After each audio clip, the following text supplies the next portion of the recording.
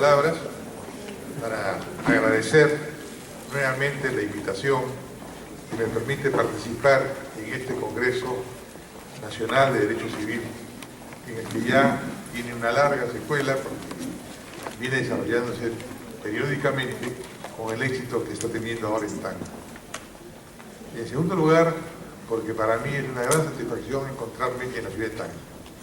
Yo por la línea paterna desciendo de familias tacneñas. En consecuencia, un reencuentro con el terruño de mis ascendientes me produce siempre, como siempre, una gran satisfacción. El tema que les traigo es un tema vinculado a la responsabilidad civil. La responsabilidad civil, a quien el profesor José Ramos le llamó la gran vedette del derecho civil, es porque la responsabilidad civil está presente en todo. El ser humano es un ser de relación, está permanentemente desarrollando una conducta que le puede significar responsabilidad, si con esa conducta causa un daño, y si además esa conducta la ha desarrollado de manera deliberada, la ha hecho con intención o simplemente por negligencia, y eso le acarrea la obligación de indemnizar el daño causado. Entonces, lo que caracteriza a la responsabilidad civil, y es el factor determinante de la responsabilidad civil, es el daño. El daño viene a ser el factor determinante de la responsabilidad civil, al extremo que si no hay daño, no hay responsabilidad civil. Al extremo que también ya hay doctrina muy avanzada que prefiere dejar de lado la denominación de responsabilidad civil y llamarla simplemente derecho de daño. Yo francamente no comparto esa posición de llamarle a esta disciplina jurídica derecho de daños. Simplemente la responsabilidad civil que tiene el viejo arraigo del derecho romano y que ha llegado a nuestros tiempos con la evolución propia del tiempo. Pero mantiene los criterios que vienen incluso del derecho romano, aun cuando han habido teorías modernas que han pretendido llevar a la responsabilidad civil solamente como determinada por el daño causado. La legislación en nuestros países no se ha apartado del sistema subjetivo de la responsabilidad cuando existe culpa, dolo. Y en consecuencia, nuestro Código Civil vigente mantiene el criterio de la responsabilidad cuando el sujeto actúa intencionalmente o actúa con negligencia. Y si esta responsabilidad civil la queremos ver nosotros unificada, y no como también se ha mantenido desde hace ya muchos años, diferenciándose de la responsabilidad contractual de la responsabilidad extracontractual, en materia contractual la responsabilidad es con mayor énfasis una responsabilidad que nace no solamente por el daño, sino por la presencia de estos factores subjetivos como son el dolo y la culpa. Entonces, el tema que yo les traigo, que repito, es un tema de responsabilidad civil, lo quiero llevar al campo de las sociedades anónimas o de las sociedades comerciales en general, pero solamente al campo de un órgano de la sociedad, que es el órgano de administración y dirección de la sociedad, que viene a ser el directorio, que se conforma por miembros en el número que fije el estatuto de la sociedad, pero que tienen que ser elegidos de conformidad con las normas del estatuto y de la Ley General de Sociedades, y siempre que el estatuto no esté en contravención con las normas de la Ley General de Sociedades. Entonces, pues, los directores, los miembros del directorio, asumen la función en razón de haber sido elegidos por la Junta General de Accionistas. No quiero entrar ahora en la disquisición, porque no ese es el tema de mi exposición, sobre las diversas clases de acciones, las diversas clases de juntas que puedan haber independientemente de la Junta General. Hablemos simplemente de una Junta de Accionistas que tienen entre sus atribuciones la elección de los miembros del cuerpo del órgano de dirección y administración de la sociedad, y que son elegidos por los accionistas, pero los accionistas en su conjunto. Si bien cada acción da derecho a un voto, e incluso un accionista puede acumular sus votos dirigidos a la elección de una sola persona, eso no significa que esa persona esté dependiendo de la persona que acumuló sus votos o de los accionistas que votaron por él. La elección del directorio es resultado de una votación de un órgano de la sociedad, de una votación de los accionistas en su conjunto. Y por eso creo yo que para determinar la responsabilidad civil de los miembros del directorio, hay que determinar qué clase de relación jurídica, qué clase de vínculo se genera entre la sociedad, entre los accionistas y el miembro del directorio. Algunos piensan que por el hecho de ser elegido accionista, por el hecho de haber sido elegido director, se genera una relación de mandato, donde el director viene a ser mandatario y la Junta de Accionistas es un mandante. Tesis en la que francamente no participo. Porque el contrato de mandato tiene características muy propias, donde sí hay una relación de dependencia entre el mandatario y el mandante. El director no está sometido a la Junta de Accionistas en una relación de dependencia. Tiene independencia respecto de la Junta General que lo eligió. Y en consecuencia, yo descarto que la relación jurídica entre un director de una sociedad y la Junta de Accionistas que lo eligió sea un contrato de mandato. Pero teniendo tampoco, porque entonces podría ser el vínculo jurídico, podría ser determinado por una relación representativa. Y hablo de una relación representativa como una relación jurídica calificada con carácter especial y no como una relación contractual que es la que nace de un contrato de mandato, porque el contrato de mandato es un contrato y la relación que surge entre mandante y mandatario es una relación contractual. Por eso habría que preguntarse, ¿el director elegido por una Junta de Accionistas es un representante de la Junta de Accionistas? ¿Hay una relación representativa entre el director y la Junta de Accionistas en las cuales obtuvo mayoría de votos para ocupar el cargo de director? No, tampoco. Yo no creo que lo que vincula al director con la Junta de Accionistas sea una relación representativa. Y fíjense ustedes que he querido, aún cuando ya tiene varios años, bastantes años de vigencia el Código Civil, he querido diferenciar el contrato de mandato, que es una relación contractual, de la relación representativa, que nace de un acto jurídico por el cual una persona le entrega, le otorga su representación a otra y genera un vínculo especial, que ahora la doctrina conoce como vínculo representativo. ¿Por qué? Porque la representación como figura jurídica autónoma se ha desligado del contrato de mandato. Por lo menos en el Código Civil peruano vigente, la relación jurídica nacida del otorgamiento de una representación, de un poder, es independiente del contrato de mandato. Y por eso la representación está legislada en un libro especial, en el libro de los actos jurídicos, pero independizada de las obligaciones y de la fuente de las obligaciones en la cual se legisla sobre el contrato de mandato. Entonces, tampoco considero yo, y dentro de la ponencia que les traigo, que la relación jurídica entre el director elegido por la Junta de Accionistas y estos accionistas que conforman la Junta sea una relación representativa. No lo es. No lo es. Entonces, ¿cuál es la calificación que se le puede dar al director elegido? Yo creo que es una relación sui generis, especial, de carácter especial, que no debe confundirse ni con la relación representativa ni con una relación contractual pensando en el contrato de mandato. Es una relación especial, porque por el hecho de su elección, el director no está dependiendo de la Junta de Accionistas. El director debe actuar con criterio propio. Debe ver cómo vota al interior del directorio, en las sesiones de directorio, la convicción que se forma para emitir su voto, la información de la que tiene y el cumplimiento que tiene, que nuestra ley general de sociedades dice que debe actuar como un ordenado comerciante y como un representante leal. Son dos conceptos que lo que quieren es establecer un patrón de conducta.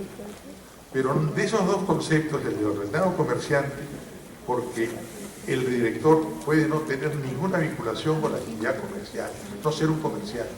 Puede ser un abogado en ejercicio, puede ser un médico que está dedicado a su profesión y sin embargo asume una función en el cuerpo de dirección y administración de una sociedad. Entonces, la expresión ordenado comerciante y tampoco la expresión representante leal significa una forma de establecer o de determinar el vínculo jurídico que tiene el director con la Junta de Accionistas que lo eligió. Simplemente son dos estándares de conducta para cómo debe comportarse, ser ordenado y ser leal. Simplemente, pero no hay una representación.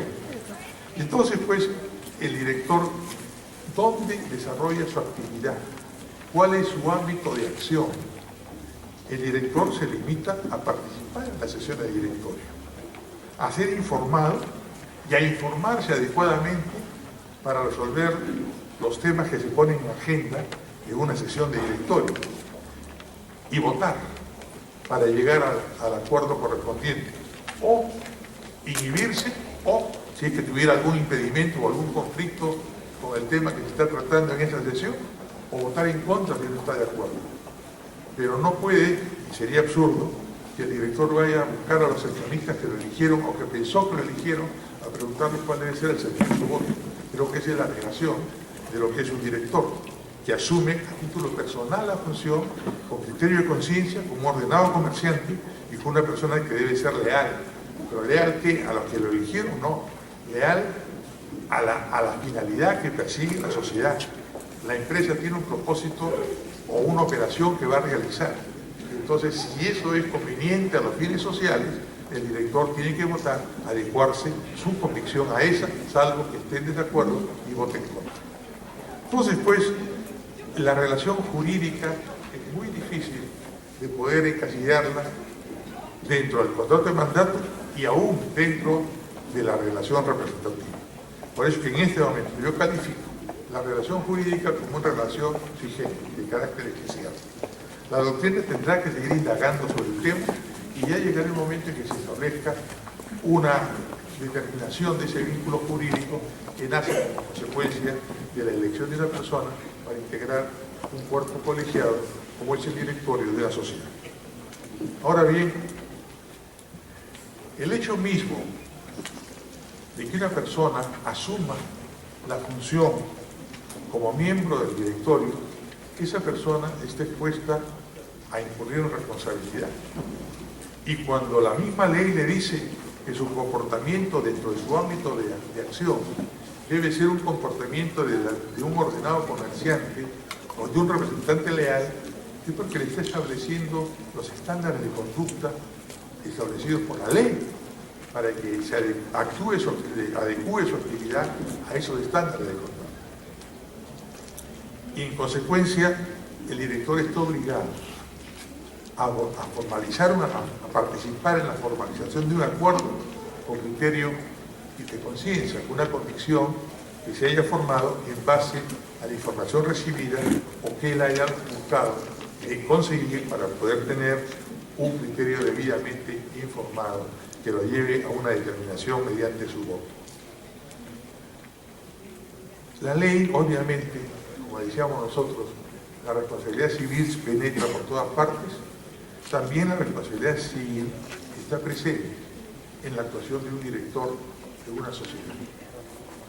Y le advierte que el director va a ser responsable por los votos que emita y va a ser responsable por los actos que sean contrarios a la ley, al estatuto de la sociedad o cuando actúa con dolo, negligencia y negligencia grave, porque los patrones de conducta que se han dado son justamente para que actúe de manera diligente y no de manera torpe que pueda producir un daño a la sociedad, o que no se fije o no se asesore para saber si el acuerdo que se va a adoptar sea que es un acuerdo contrario a la ley o contrario al estatuto mismo de la sociedad o a los intereses de la sociedad, a los fines que persigue la sociedad.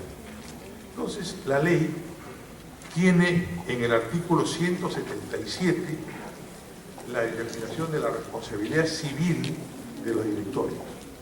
Como no he traído diapositivas, voy a leer el artículo 177, que dice: los directores responden ilimitada y solidariamente ante la sociedad, los accionistas y los terceros por los daños y perjuicios que causen por los acuerdos o actos contrarios a la ley, al estatuto, o por los realizados con dolo, abuso de facultades o negligencia grave.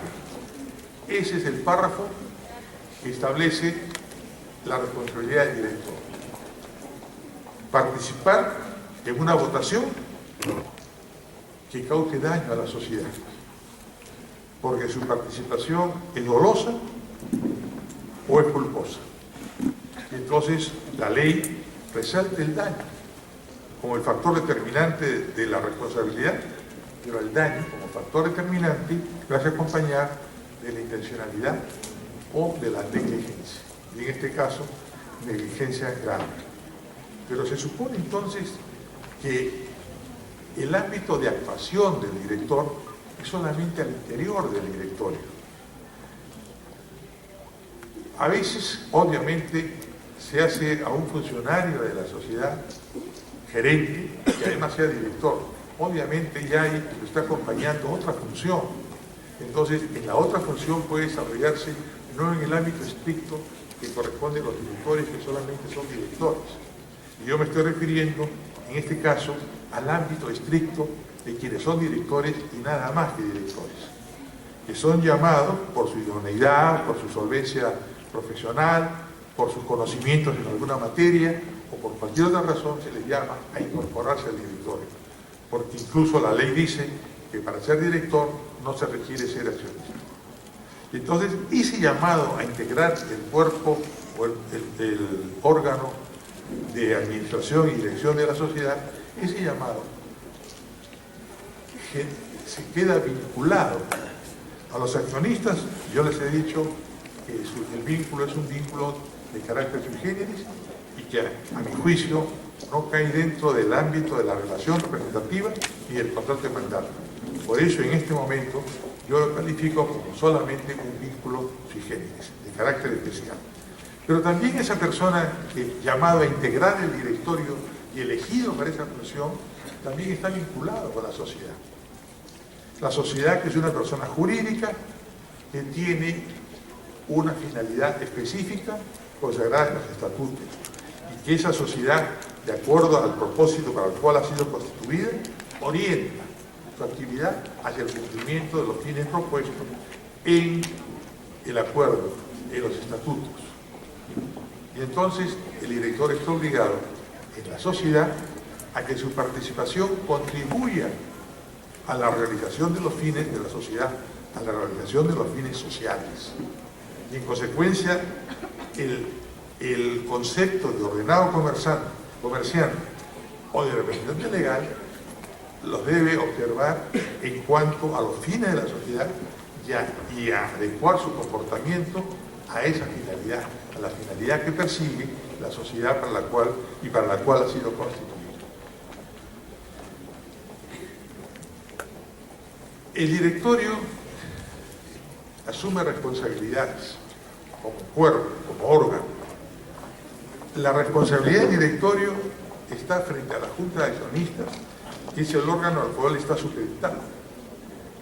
Pero esta responsabilidad, según la ley, es solamente por el cumplimiento de los acuerdos adoptados en la Junta de Accionistas.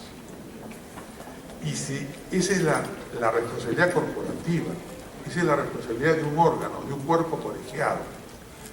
Pero si esa responsabilidad, que no tiene personalidad jurídica, cuidado, el directorio no tiene personalidad jurídica, es un órgano de una persona jurídica. Y los responsables por el incumplimiento de los acuerdos adoptados en Junta de Accionistas son los directores, los miembros del directorio. Y entonces habría que determinar la responsabilidad individual de cada miembro cuando por alguna razón, porque no les gustó, porque estaban en desacuerdo o por lo que fuere, no cumplieron con el acuerdo adoptado en la Junta General de Accionistas.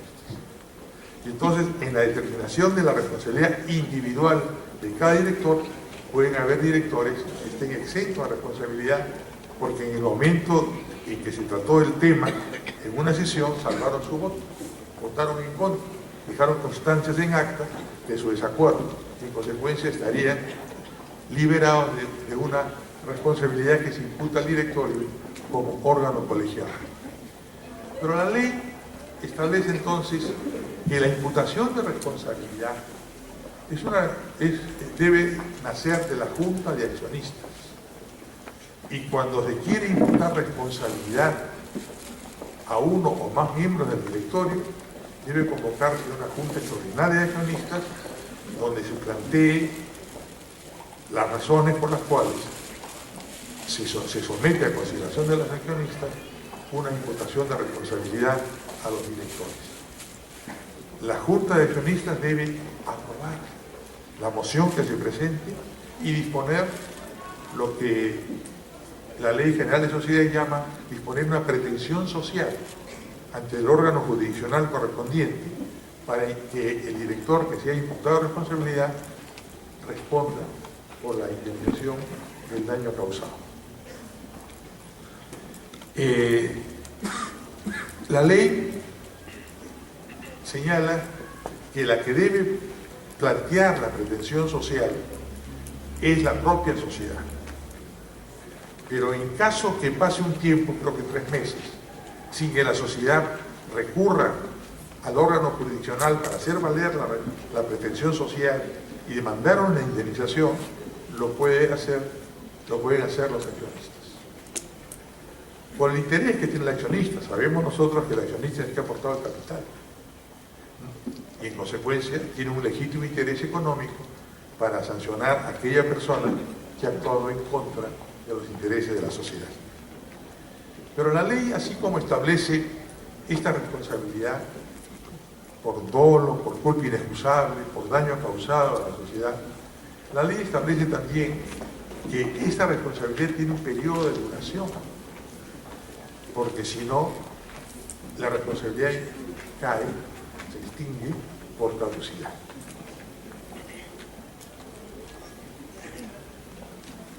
Aquí yo quiero detenerme nuevamente en hablar de la reforma del Código Civil, aún cuando el Código ha cumplido más de 25 años.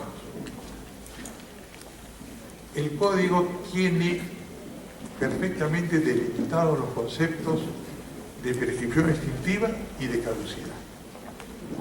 Durante muchos años, y desde el derecho romano, eran instituciones más o menos similares que se les confundían, hasta que ya la doctrina moderna ha ido perfilando, depurando los conceptos, y así los recibió el legislador de 1984 al establecer la delimitación conceptual de la prescripción y diferenciarla de la caducidad.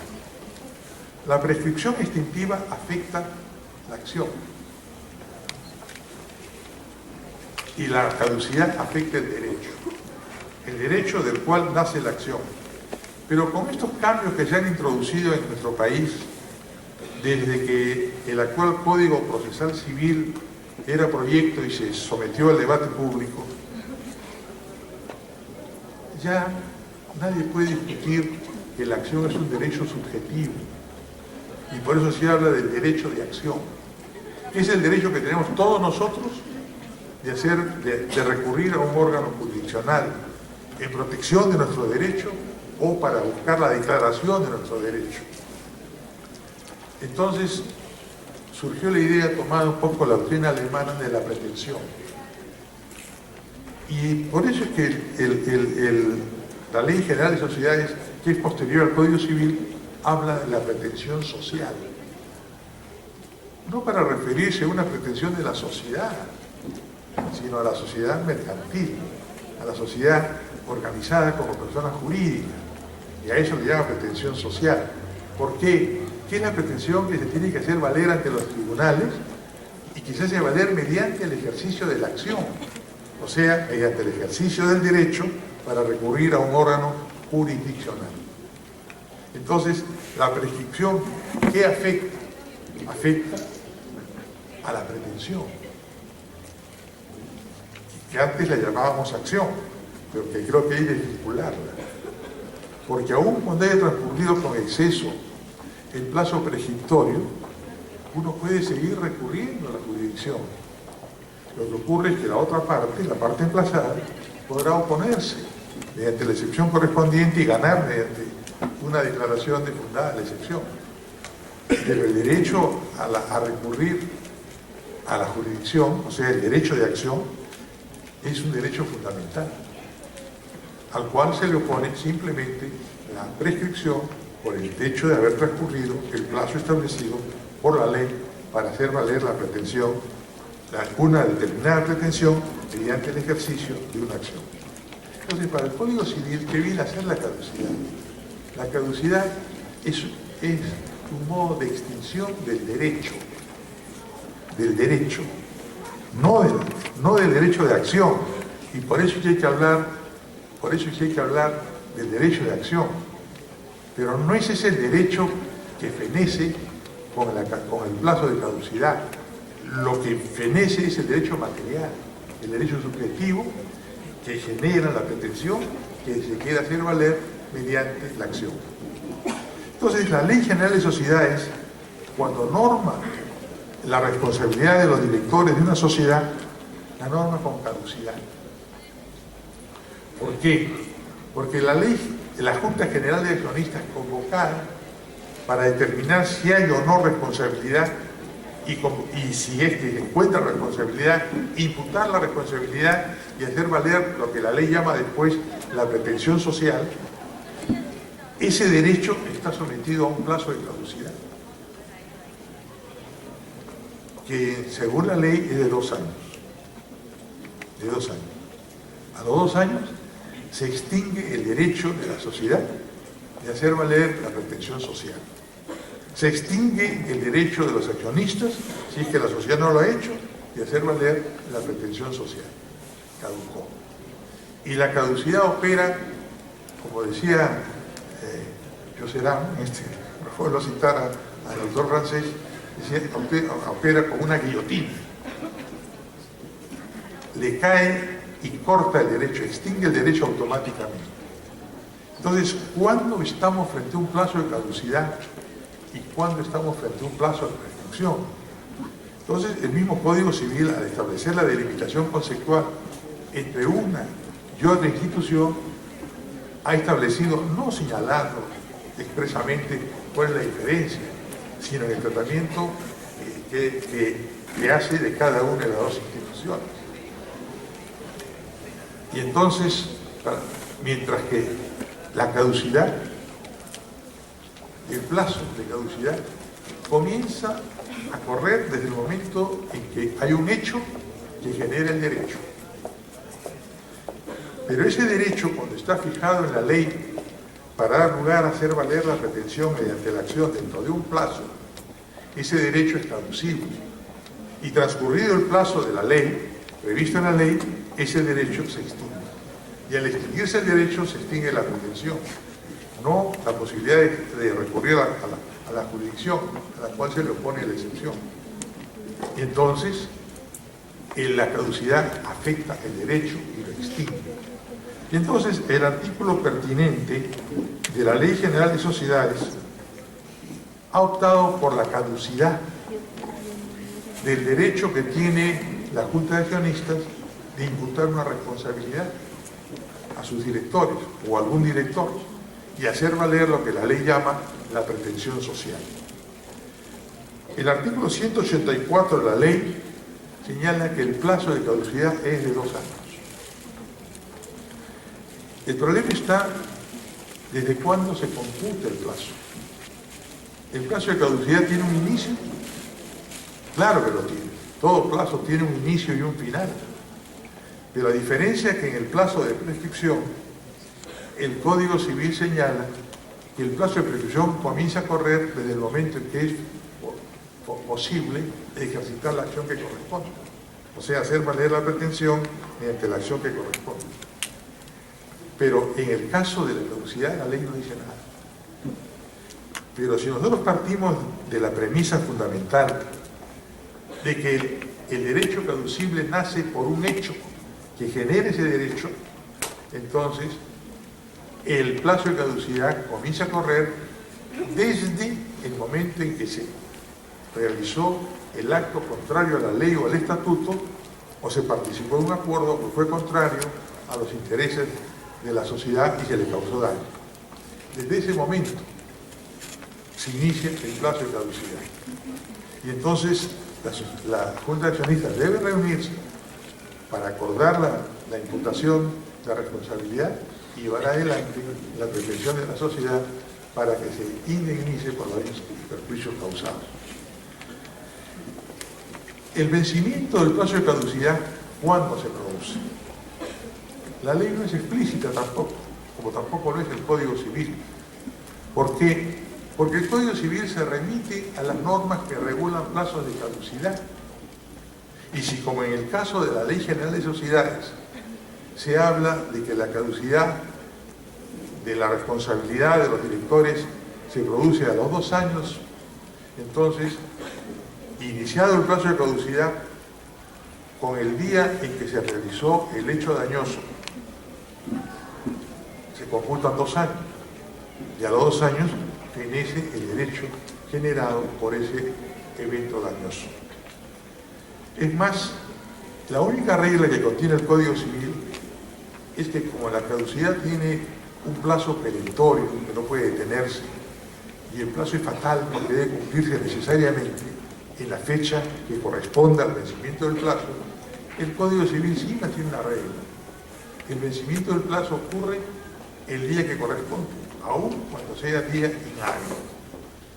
O sea que si el vencimiento del plazo se produce el 25 de diciembre, ese día se extingue el derecho. No hay que esperar el primer día hábil siguiente. Entonces, como ustedes pueden apreciar, la caducidad funciona así. Y en el caso de la responsabilidad de los directores de una sociedad, la caducidad se produce desde el momento en que adoptaron el acuerdo. Hay el criterio errado, a mi juicio, de que la caducidad se cuenta desde que la Junta de Accionistas adopte el acuerdo para imputarle la responsabilidad y llevar adelante la pretensión social. No es así. La caducidad se cuenta desde el momento en que se produjo el daño. O sea, en la sesión en la que el director participó y con su voto coadyuvó a la generación de un daño que afecta a la sociedad. Y el vencimiento, como es un vencimiento por años, porque el plazo lo fija en años, se aplica la regla correspondiente, las reglas que señala el artículo 183 del Código Civil. Cuando el plazo es por año, el vencimiento se produce en el día correspondiente.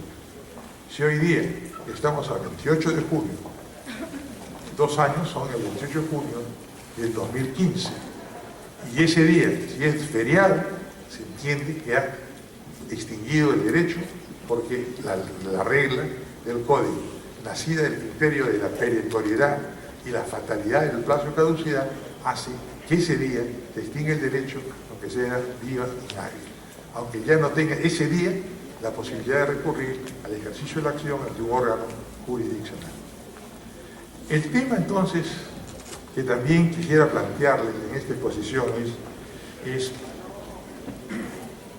¿cuál es el ámbito de responsabilidad del director? Ya lo he dicho, el ámbito de responsabilidad es su actuación al interior del directorio, no por lo que él puede hacer fuera del directorio. Si él realiza un hecho dañoso fuera del directorio, su responsabilidad se rige por otras reglas. Si no será una responsabilidad extracontractual, por hecho ilícito o lo que fuere, pero no como director. El director responde por su participación en los acuerdos, por su participación en los actos que causen daño a la sociedad.